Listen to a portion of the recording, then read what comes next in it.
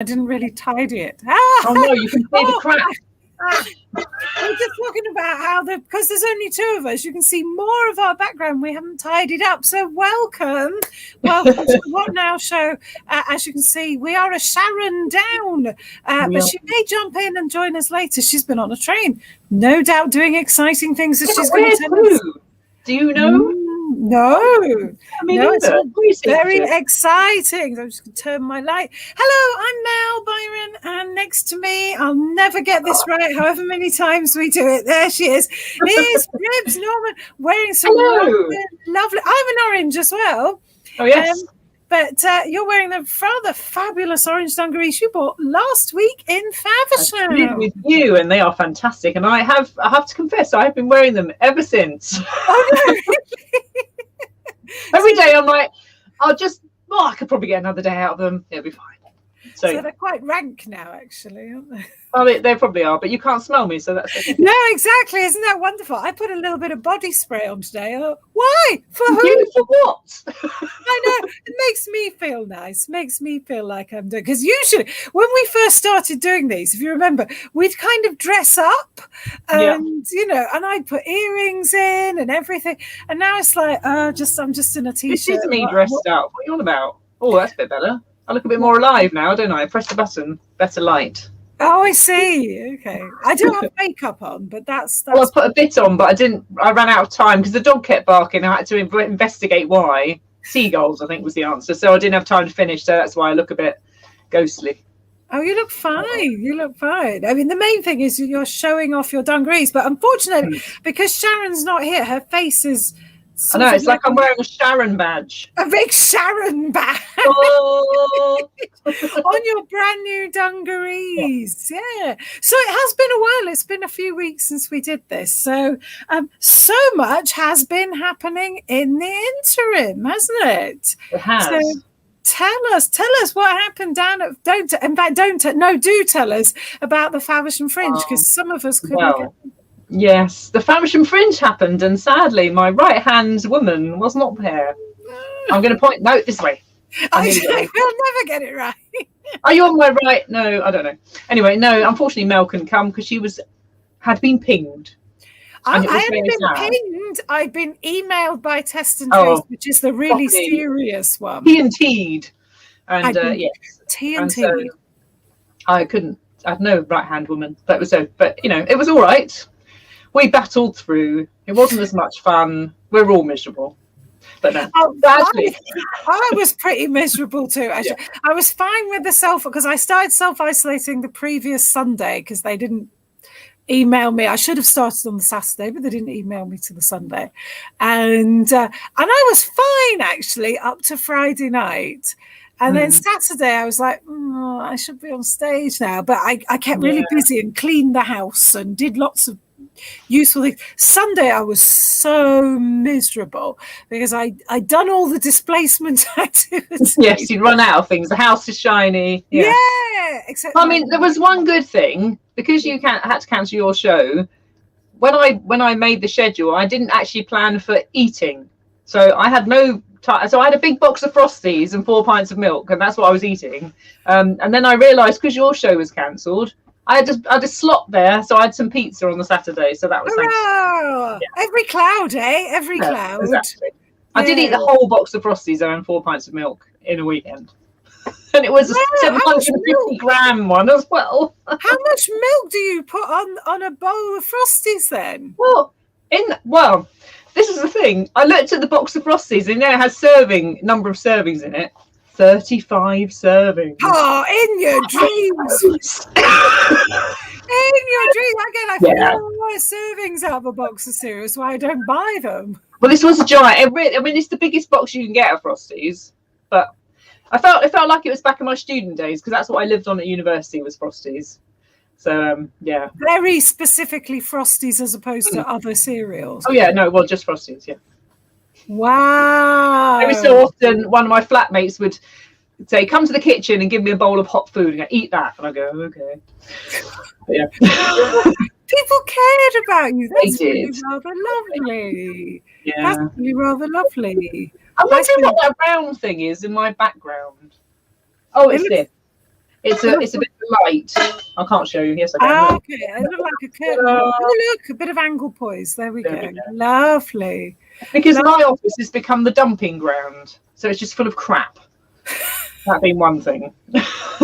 Oh dear. Mine is my dumping ground, and unfortunately you can see more of it than I would like. Most of it's at floor level. Most of the dumping stuff is at floor level, so you can't see. There's just paper everywhere. Don't look. Yeah. So yeah, I was really sad to miss, because that was going to be my only festival for the year. Oh, look at you with your umbrella. I stole it from the bar, but Sharon did say I could. I stole this. It was all I thought I could get away with, but I'm going to steal a mug next time. I'm thinking if I got a badge, but my badge is upstairs. It's a coaster. I've got a badge on a jacket upstairs. Yeah. But this was the only thing, and I just thought I can get away with that. Since Sharon's not here, let's have a pact. Let's nick something each time. Yeah. Next month I'm going to have the whole roller banner. Yeah. Those bar towels, the blankets. Yes. We're going to fill our house with What Now merchandise. Yes. Although roller banners are a sore spot for me. Oh, Ribs, tell them about your roller banner. Well, so I've been running Comedy Lock-In, my monthly comedy club night, whatever. How long for now? Probably, I don't know. I first came 2 years ago. 3 years ago. I first came 3 years ago. Okay, well, I've been running it for about 3 years. Not probably you came quite. Yeah, I think you did, because that was when we were in the vaults. Yeah, so I've been running it for 3 years. And to start with, I hand painted a banner on some lining paper, and I've been carefully pinning that up on curtains behind the stage all the time, because I'm too cheap to buy a roller banner. Anyway, things moved on, and I thought, now's the time. A proper roller banner is in order, and then month 1 after the pandemic, I didn't do it. Month 2, thought about it, still didn't do it. Month 3, remembered, paid extra to get it the next day, left it at home. What can we say? But no one really cares except me.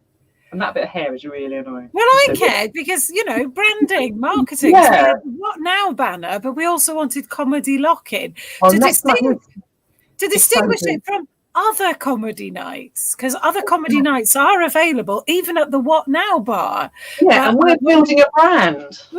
Exactly. And I have to say, even though I say it myself, a very good one, because Ribs is very good at curating the acts. So they're all hand-picked and they're very nice. Mostly down to my very good MC. Oh, get out of here.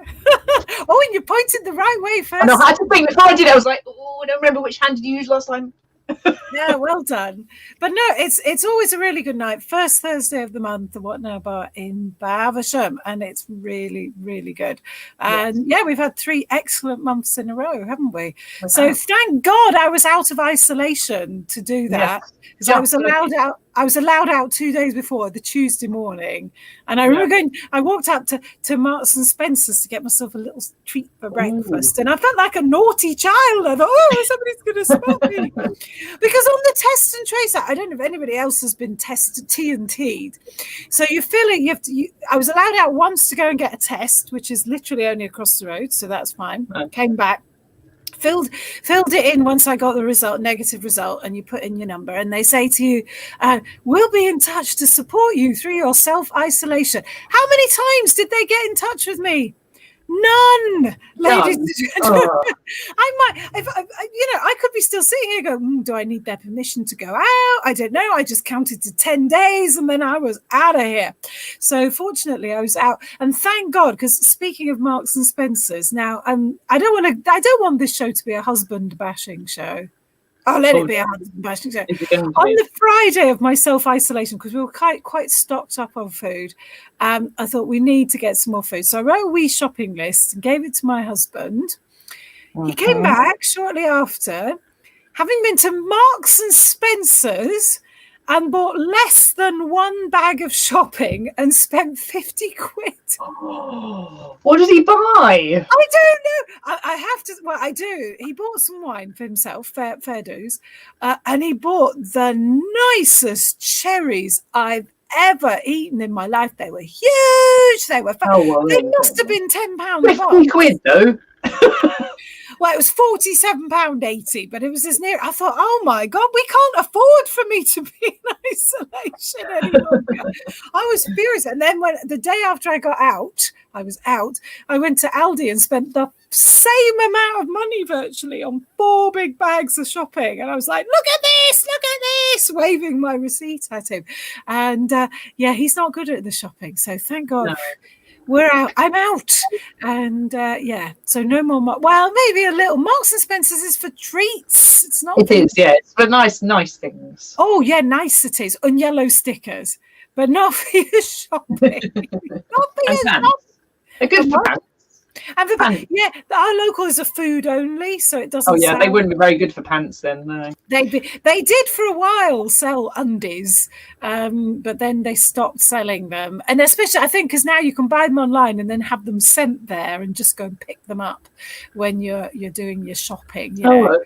Yeah, you don't have to thumb through them. And it was a bit weird, really. You know, all the pants and bras next to bread. It was weird. It was. You want the bras next to the melons. The melons. Oh, where is Sharon when we need her in, Joe? And what we have to say, at the last 2 comedy lock-ins, Sharon has taken the stage and done her thing, her comedy thing, and now she's bitten, isn't she, by the bug? She's got the bug. Yes, we won't be able to keep her off the stage now. I know. I should drag her off. Like, you remember Benny Hill? Was it Benny Hill they used to hook the shepherd's hook onto people? Oh, didn't they have one of those in one of the antique shops opposite the bar? That's right. Wasn't she going to buy one? Yeah, we need to get it for her.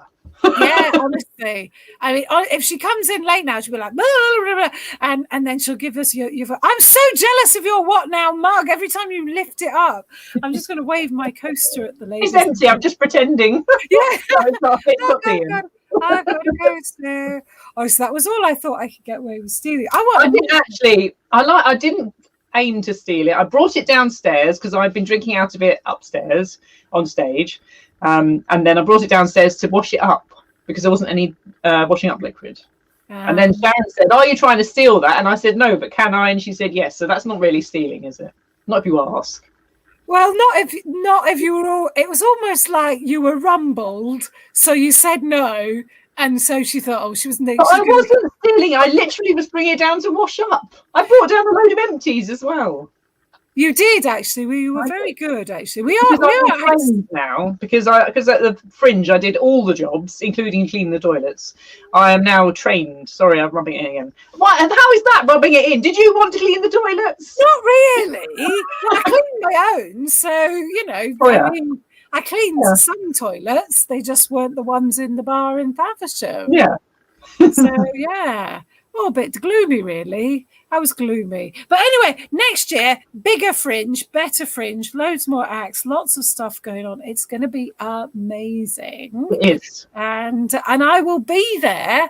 You had better be. Not because I've switched off my app, but it wouldn't have made any difference because it wasn't the app. It was test and trace. So what's going to happen next time is if this whole thing is still happening, you will stay indoors for 2 weeks beforehand. Okay, I will. We'll all have to stay indoors. And you know what will happen? You'll get tests and traces, and I'll have to run the whole bloody thing, and I won't know what I'm doing. And it'll be a disaster. And I'll be zooming you all the time, going, "What do I do now?" Because I'm hopeless. But no, we're going to organise other things too, because we want to. I'm going to start the What Now Club. My aim is to start it at the beginning of October, so watch out for announcements. So this is going to be like it's not going to be a women's networking thing, because let's be honest. No, I'm not coming if it is. I am actually a member of a women's networking group, but as I said, it's because I hate the words networking group. I don't hate women. But this is going to be kind of like, it's going to be a group for us. It's a group we want to go to. We're going to do kind of, all these phrases sound really buzz phrasey, don't like personal development and all that. But it's not. We're going to have a lot of fun. We're going to do daft things. We're going to learn stuff as well. And we're going to build our confidence and empower ourselves as ladies of a certain age. So watch out for that. I really thought my brain went ladies of the night then, as you said, ladies. We could do that. My brain is bad. There's a market. I'm sure there's a market. And for orange dungareed ladies. Yes. Dungaree's not really the garment for... No, not really. Not very impractical, to be honest. And I wore these to a festival on Saturday. And then I thought, oh, I need to go to the toilet now. Mistake. Oh, festival toilets as well. It was all right because it was a very small festival and it'd only been open a couple of hours. So the toilets were perfectly fine. Okay. But I did have to sort of hold the straps and, it was a bit complicated. Okay, well, that's an insight into you we didn't think we were going to get tonight. Have I told you about that time? So if anybody who's not been to the bar in Faversham, when it first opened, we weren't allowed to use the toilets. We had to use porter cabins outside. And one day the loo roll had run out, and I usually have a tissue in my pocket. So I rummaged around in my pocket and I could feel some papery type item. And I thought, oh, great. And then I pulled it out and it was a mask. And you can see my dilemma here at this point. Mm-hmm. Because if I use it, I can't wear it. And it was, you'll have to come to one of our comedy nights to find out what I did with the mask. You've already told me and I blocked it out. I know, because it may not have been the truth, because we never let the truth stand in the way. Surely, you never lie on stage. Me? I never lie. I had a real thing about lying on stage, and to begin with, I always tell the truth all the time. And then I started not doing that. And the biggest laughs I get are for things that are not true. And then I feel like I want to go, I'm sorry, I just made that up. As a wise person said to me, comedy is not a witness statement. You don't have to tell the truth. You can bend the truth out of shape to get a bigger laugh. It's almost like I'm going to be teaching comedy soon, isn't it? It is. It's like you really know what you're talking about, Mel. Are you planning to run a course or anything? Yes, for anybody who's in or near the Clapham, South London area on Sunday the 19th, an amazing friend of mine, Jenny Bolt, who's an award-winning comedian, and Jenny's also a drama teacher of many years standing and an actor.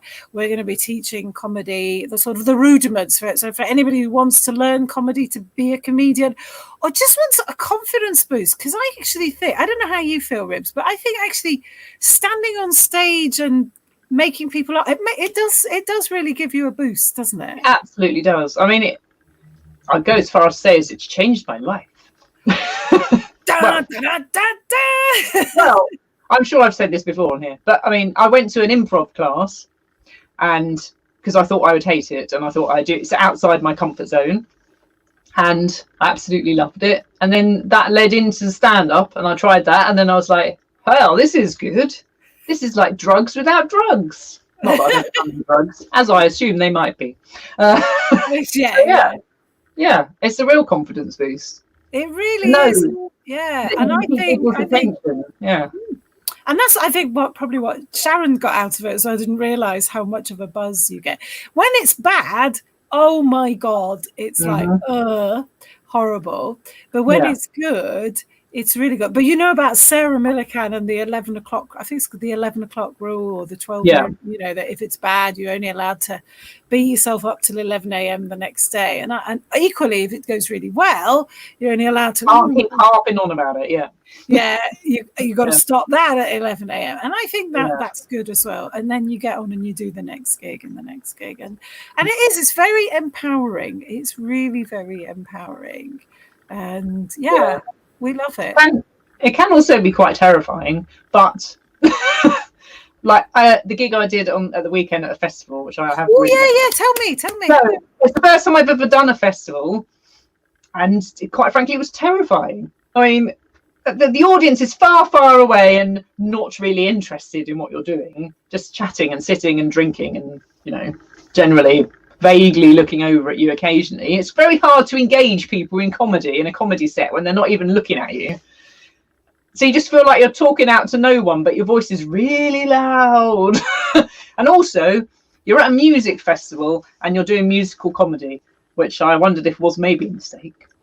because there were actual musicians there, which was quite terrifying. But it all went all right in the end. After I'd done about 2 minutes, I thought, I don't know, I somehow went, nah, whatever, I'm just doing it. And I just got into it. And yeah, so in the end, it went well.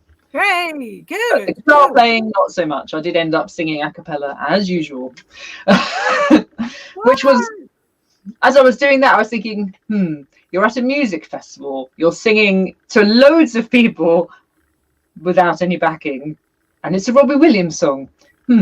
But anyway, it was fine. And a lady came up to me afterwards and said she really liked it, and she also offered me some cats. Oh. Yes, I thought people at festivals get offered drugs, but no, I get offered cats. Well, you've got 2 already, haven't you? I've got 3. I did mention this in the set. This is why she thought I might be receptive to cats. How many was she offering? 2.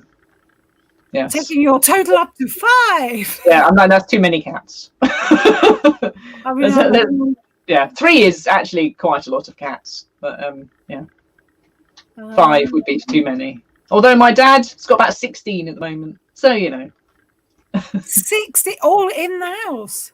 Well, no, he claims that only 3 of them are his because he lives in Spain, and there's a lot of feral cats. And he just has his door open all the time and lots of cat food on the floor. And then he goes, I don't know why they keep coming in. I mean, the bowl is like, you know, and you're like, these tiny, tiny cats don't really need all this food. And so, yeah, they come into his flat. They have babies in there. Oh, honestly. Yeah. Cats are not stupid. They go where the food is. If you put food out for them, they'll go there. I mean, what he does, his hobby is trapping the cats humanely, having them neutered, and then taking them to the, you know, cat charity or whatever, cat rescue. But obviously, it's just an endless task because they keep having babies. So he's, you know, just TNR, isn't it called TNR? Trap, neuter, and return. I think. Yes, that's probably it. Yeah, and because he's had the police round because it's illegal to feed stray cats where he lives. Really? Yeah, but they've never ever done anything to anybody about it. They've never prosecuted anyone, but they came and gave him a warning because I think one of his neighbours must have grassed him up. But how are the cats supposed to eat if people don't feed them? Well, I guess the idea is then there aren't so many of them, but I don't know. They scavenge because that's what. Yeah. Oh no! Yeah. Your dad should go and live in Turkey. No, he shouldn't. Turkey is knee deep in little. And now my dad. So somebody said to my dad that asked him how often his family speak to him, and he said, "Well, not very often because I don't like phones. He doesn't like phones. My sister rings him once a week." And this person said that wasn't enough, and someone should check on him every day. I'm like, oh God. So I said to my dad, "Okay, if that's the case, you're 74. Your mother died at 94. This could be 20 years of daily phone calls. Do we want this?" And he's like, "Not really." So day 1, he phoned me. Day 2, I get a WhatsApp, still alive. And now I just get daily WhatsApp messages. You know, like so purely factual WhatsApp. And then today, no message at all. So I send him one saying, "Are you dead?" Nothing.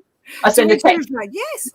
It's like I send a text message. "Are you dead? Are you alive?" I was a bit more positive with that one. Nothing. I called him. Nothing. And I'm like, "Well, we haven't discussed what happens if there is no response. What do I do? I don't know."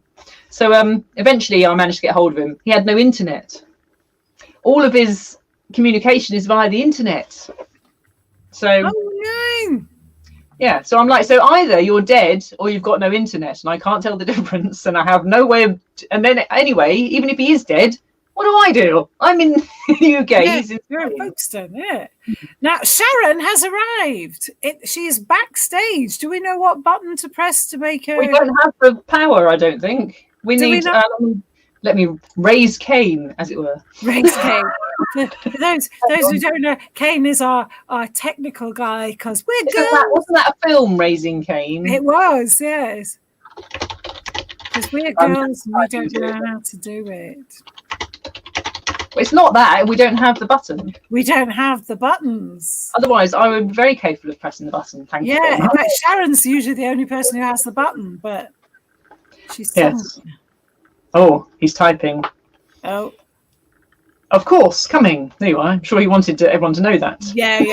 No, it's in the private chat, isn't it? So I think it's fine. Nobody well, it's not now. I've read it out to the nation. Now you've read it out to the nation. Yes, all the millions of people who are tuning in to hear a bit of what now middle-aged nonsense. I mean, I must admit, I like it better when Sharon's here because then we're smaller. I don't like this whole. Yeah, I have to say, taking up half a screen is not to my liking. And it made me realise that my hair looks really terrible and needs. I need to tidy my room. I mean, look at it. Look at it. Why am I pointing it out? Why am I pointing it out? Yeah, look at it. Look at it. Everybody. All I was pointing out was your lovely orange dungarees, which people will be able to see on those. Look, dungarees. Yeah, with your Sharon badge in front. Soon I'll have a badge of me. Yeah. Will it be in the middle though? That's the thing. No, it'll be to one side. Like it'll be a badge. Which side? I know. We've yet to get this. Again, no, more crap. Okay. Yeah. Oh, hey, here she comes. Oh, no, I'm Sharon now. Oh no, she's in the wrong. Hello. Oh. Hang on. There we are. Here we go. Hello. Oh, hello. Look, hello. Have you bought us something? No, I had a really nice Indian. Did you? Like, you haven't seen it because I was on the train and I posted about this really nice Indian that I've just had, but you didn't see it because you were live. And what was his name? Yeah. It was amazing though, and I've still got loads left. Oh, it was so nice. So where have you been? Today? Oh, I've been to London to visit the Queen. Have you? And she didn't feed you enough. You still had to get her takeaway. And you know what? I came back to put my AirPods in. I had to make sure that was the right word because Rachel always has a go at me. And I can't, because I've had my earpiece in. Oh. I can't put my headphone into my ear. Have you only had one side done then? Can you see if I go like that? You need to just move your hair. Yeah. Oh, yeah. Yeah. Ouch. Ooh. Ouch. How much did that hurt? It hurt. It hurt that much that I had a rapid knee-leg response to the pain. Did you kick the piercing person? I would have done if she was in front of me, but she's obviously she knew what she was doing. Yeah. And she stepped to the side, but I think it's a bit like, and don't everybody shout me down because I just know that I'm going to get shouted down. Do not say childbirth. Yes. So today I was sitting there going, yesterday I was like, that bloody hurt. I'm not having another piercing ever. And today I'm thinking, I could dip on a little bit lower and then have a hoop and a stud. Oh, okay.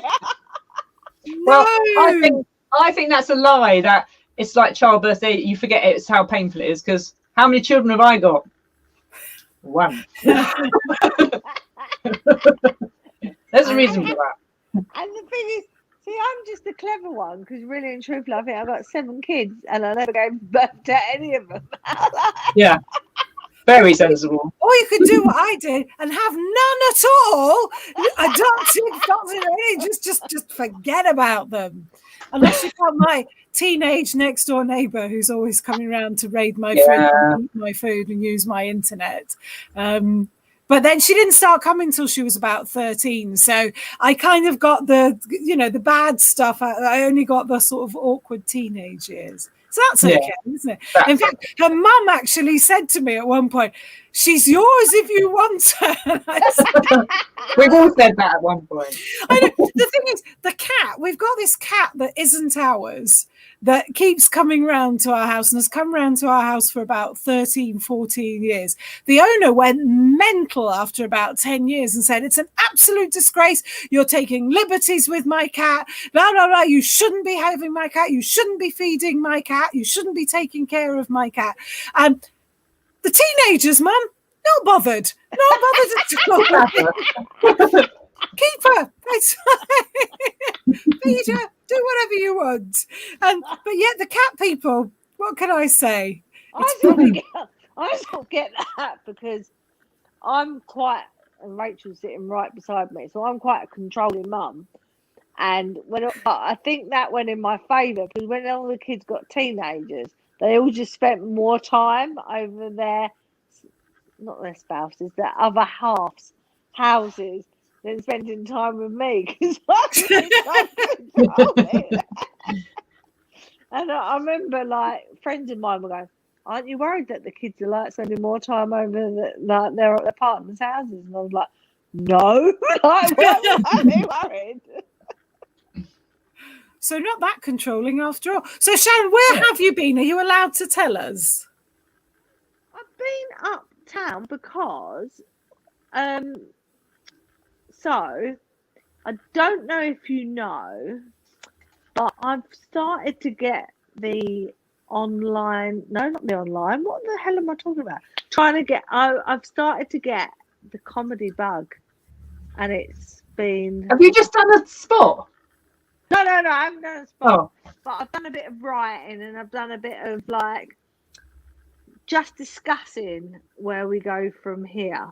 So it's been an enlightening day, and I feel very happy about the way that it went. And all I can say is just watch this space. Do you know what? She's going to be on bloody live at the Apollo next month. And she's then I'm going to have to stop speaking to her. Yeah, it's gonna be like, it's like when you have a friend and then they say, oh, I've always fancied doing a bit of stand-up. And you go, can you help me? And then you get them a nice spot. And then the next minute they're getting paid gigs left, right and centre. And you're just there like a loser. Do you know what, though? I did get called out. Where did that come from? I did really get called out today. Because, you know, like you go, yeah, it was my first 5 minutes and blah, blah, blah. And then I let slip that I said, obviously the fault's been going for over 2 years. And what I do is the start of every show, I go on and I introduce the MC. And they said, do you get laughs? And I went, well, yeah, because I just tell them and they went, yeah, all right, Sharon, you've been a stand-up for 5 years. Yeah. Don't sit there and start telling us it's all your first 5 minutes because you've been doing it for years. You just didn't know that that's what you was calling yourself. Well, we did tell the good people before you got here that you had got the bug, so they knew that already. So that's it. So I'm now well and truly bitten, I think. We knew it, and you're going on to great things, going to leave us behind. Yeah. No, I'm not. You two got me where I am, and I'm still going to be. We're going to go down the bar, and our faces are going to be sharpied out. There's Sharon everywhere. Yeah. Photos taken down off the walls. No, I don't think so. I think I have a long way to go to catch up with you two. So I'm that's very kind of you. I'm still in awe of the two of you. I don't think I could stop it. I don't think I could deal with an aggressive cat or children nicking my money. Oh yes.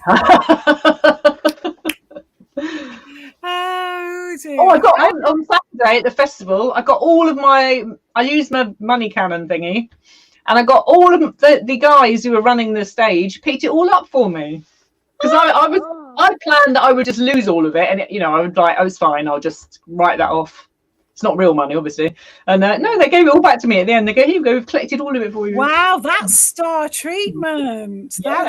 And they tuned my guitar. That was nice. Yeah. It didn't help though. Where was you?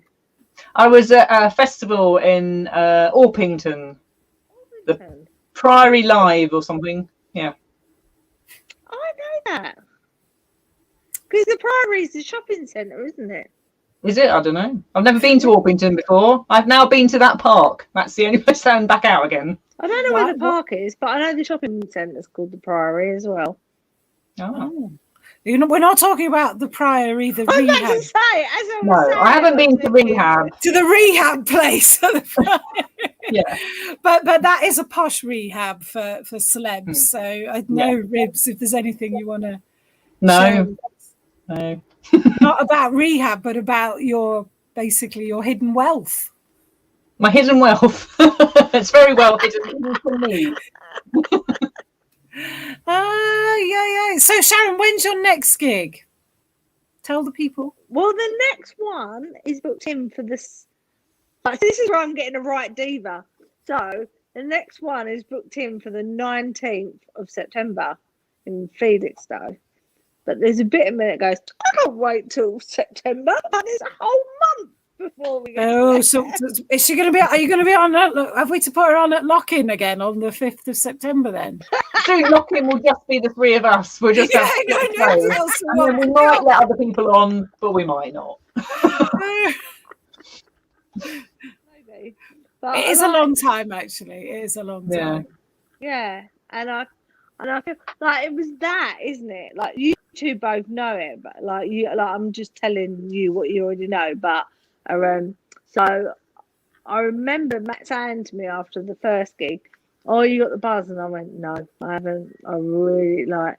And then when I did the second one at Lock-In, I remember just waking up in the morning going, that one got better laughs than that. What do I do to get that to that? Yeah, that's it. That's it. And then you just go, oh my God, like, how did that happen? Like, when did that transition happen? Yeah, that's it. When you start planning and trying to improve, that's it.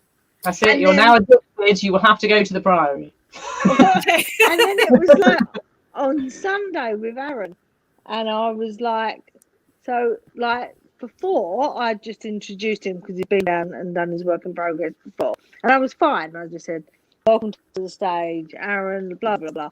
This time, I just went on and on and on till he said, 2 gigs and she won't bloody get off the stage. Basically, you've made yourself the warm up, even though you didn't want one. Yeah, exactly. I was his MC warm up or whatever you want for the evening, but he wasn't very grateful for me doing it. So, right, if there's any noise in the background, my 2 dogs have just decided that they're going to go in the hobby room and decide to have a Zoomies play. So I thought you were going to say they were eating the Vindaloo. Well, that would be very bad. Oh yeah. Cute. Oh. But it just always makes me laugh. How does Whiskey ever think that she's ever going to beat Sunny? Like, it's like... They're not very bright sometimes, are they? Oh, no. Oh, play fighting. So what else? What's happening between now? Because the next one of these is September hang on, I did have it in my mind. I think it's September the 5th. September the 7th. September the 7th. So I wouldn't have done my next gig by then. Well, we'll have nothing to talk about. Unless we put her on at Lock-In on the 2nd. If you want to see Sharon perform. And that's going to be a special evening, actually, isn't it? Because we have achieved, what we have done, and we're very pleased with ourselves, is that we have booked a whole evening of women with a token man. He doesn't even know he's the token man yet. I haven't told him. He's very nice, he won't mind. Lady time. That's good. I quite like that. And for anybody who's ever been in a green room with 4 or 5 men ignoring you, is actually, I think we should just ignore him all night. Oh no, that's really nice. No, we're going to show him that the ladies better than that. Yeah, we are exactly. You're right. We're better than that. That is true. We're all going to hug him and no hugs. Don't hug. Oh, I had an awkward hug moment at the weekend when I met the guy running the stage at the festival, and he went, and I went, no. You bad job. I went, no hugs, and then he just sort of went. Then I was just the most awkward moment ever. And I was like, oh God. You need a bigger badge. You need like a really, really big badge. The ones they wear on the tube saying "baby on board" are actually quite big. Yeah. I thought my general demeanour of not really welcoming hugs is quite obvious when you meet me, isn't it? It's kind of, I'm like, oh no, no, clearly not. You're very friendly. Oh. It's all a facade. I wanted to hug you the first time I met you. Yeah, I don't think I did the first time, but I think I might have done quite early on in a friendship. Well, think back and remember those, because you won't be getting another one. I'm sure we hugged, because I am a proper hugger. You are. Well, I always did do hugs because I was just conforming, and what I've done in lockdown is come out as a non-hugger, and I feel so much better. That's exactly what I've done. No, I don't like it, actually. I don't like touching people, so I'm not doing it. So. That's just so strange to me, because I crave hugs rather than not crave. That makes me sound a bit like weird, but like I like hugging people. No. I used to, but lockdown has turned me into. I'm a bit kind of. If you just met someone, take COVID aside. So forget about COVID if you can. Yeah. For a minute. I know if you can. But if you take COVID aside, hugging's lovely. It's not that if you just met somebody, you don't even know them. All right, you might have emailed this, right? Okay, in this fictional scenario that's not true at all. So you've been emailing somebody and they've been very nice to you, and then they've given you a gig and everything, and then you meet them in real life. Why would you hug them? I don't know this person. It's weird. What I do that. To me, it's weird, and I don't like it. I would probably hug somebody after the gig as a sort of, oh, well done, that was great, but not if I hadn't met them before. I might do an awkward tap on the shoulder, well done. Maybe that a tap on the shoulder from Ribs, that's like high praise. It's like, oh my god, you smashed it out the park. If Ribs taps you on the shoulder, if she just does that, then don't bother asking for another gig. Okay, I'm learning. Everyone's thinking now, she's never touched me ever. Yeah. She hates me. So what else have you been talking about when I wasn't here tonight? Basically talking about Faversham Fringe and being locked down and my husband nearly bankrupting us. Because he had to do the shopping whilst I was self-isolating. I was telling Ribs, he got half a bag of shopping from Marks and Spencer's and spent £47.80. And I was like, thanks to him, that's easily done. Like, in Marks and Spencer's it is. I didn't send him to Marks. I thought he was going to Sainsbury's.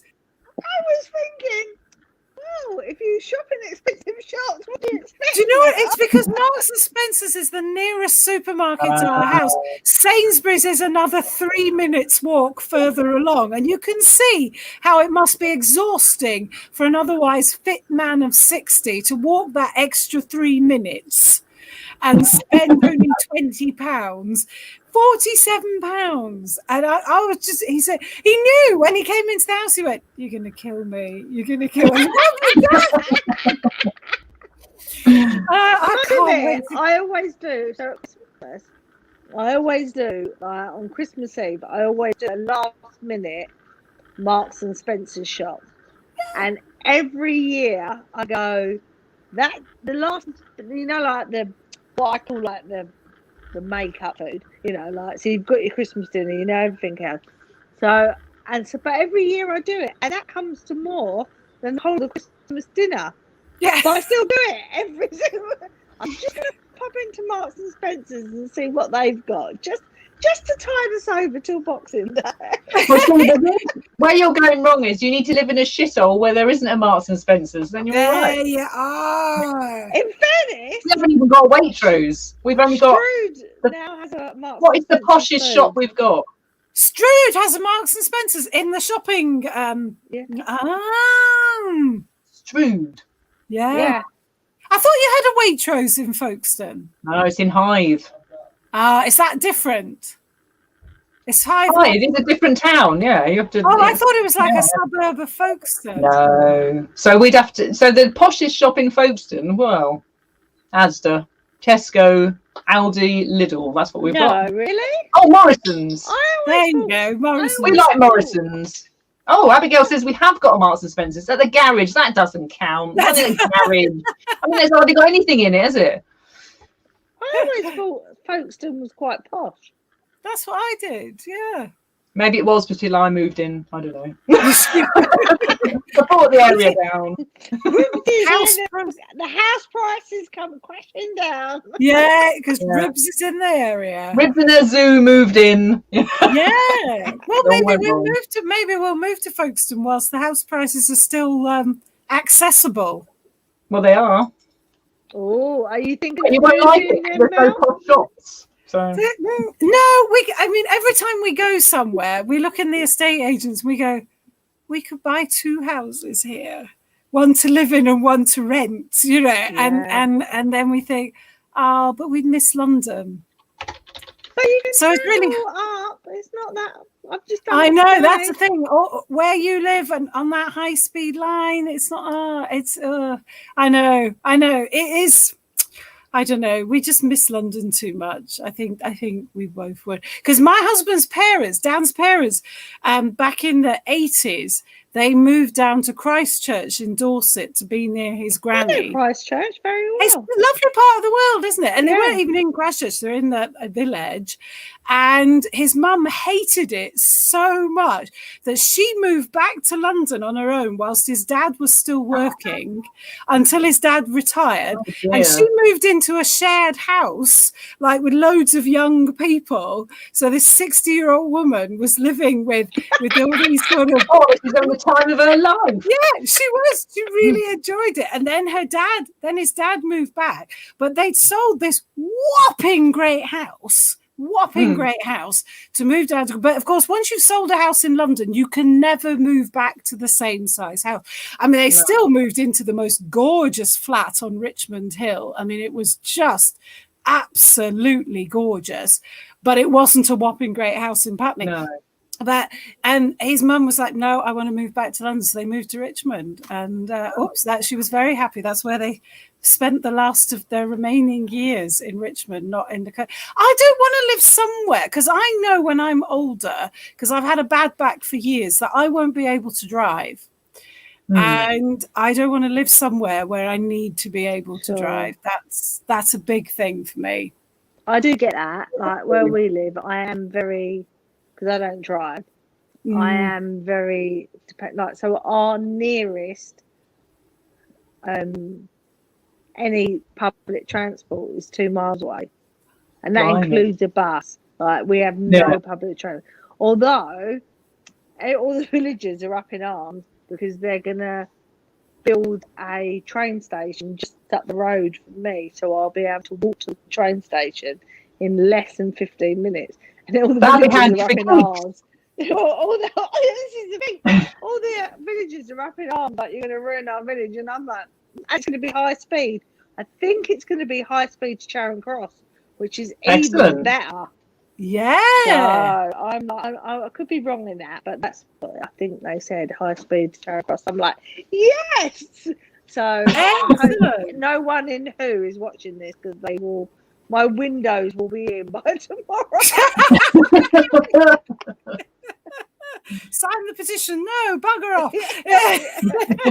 Mickey Mouse. Oh, ladies, it's nearly 10 to 10. Oh, we should probably stop then. We should stop for the sake of our... And Sharon needs to finish off her Indian, or not. We haven't got the power. Is Kane listening? Are you out there? We don't have the power. Or Sharon maybe has the power. Oh no, she's on her phone. Kane said I do have the power, but I don't think I do. Because there's no end button. All I can do is leave. If I can leave. Well, we can all leave. We could just all do that and leave. I've just sent him a very deep message. Can you end us?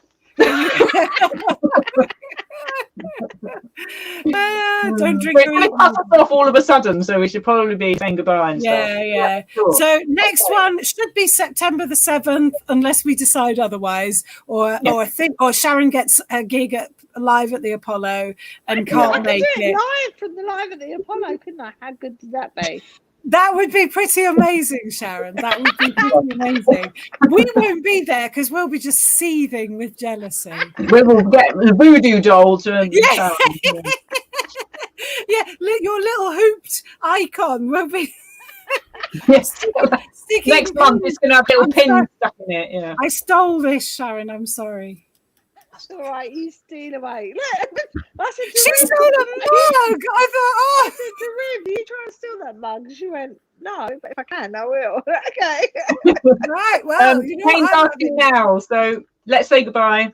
Yeah, let's goodbye, and we'll see you all on the 7th of September, or come to Lock-in on the 2nd of It's September. on the 2nd. Yeah, Sharon will be on probably. She usually is, and Ribs and me. Yeah, whatever. Ciao, everyone. We're just going to keep waving. Keep waving like the Queen until we get ended. Yeah. End us. End us. Make it over. Oh, I like Sharon's waving. I want to do Sharon's. It's a bit weird. Yeah. We're still here. We'll never leave. Yay. Let's do some branding. Look. Branding. He's not doing it. He's not killing us. He's not killing us off. Well, Sharon could just do her 5 minutes then, whilst we're waiting. Well, what 5 minutes do you want? Do you want the old 5 minutes? No, I'm joking. There is only 1 minute. I haven't been that good at writing. So he's not going to end us. He's not. So anyway, I might just while I'm leave. sitting here talking, as we are,